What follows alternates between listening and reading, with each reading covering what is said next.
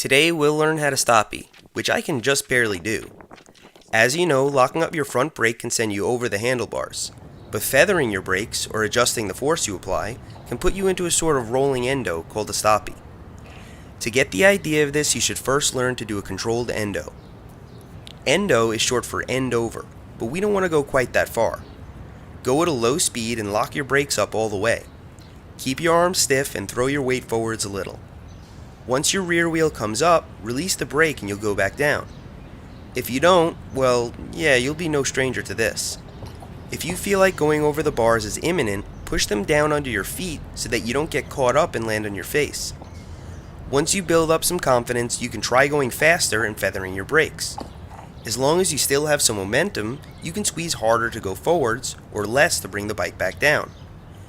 Once you lose momentum, the stoppie is over, so the more weight you put over the bars, the less you need to rely on your brakes. I think it's useful to use a marker like a parking space to gauge your distance. Setting little goals like this is a great way to improve any technique. If at first you can't go the full length of the space, try focusing one space ahead. Looking further helps you stoppie for longer and also helps with manuals and skinny lines. Think of it like planning ahead.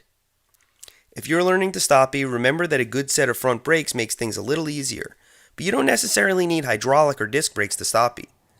Just make sure they're in good working order. Also, you might want to set your suspension firm and increase your tire pressure while learning. Master stoppies and you'll have yet another fun technique you can use to ride in style. Thanks for riding with me today, and I'll see you next time.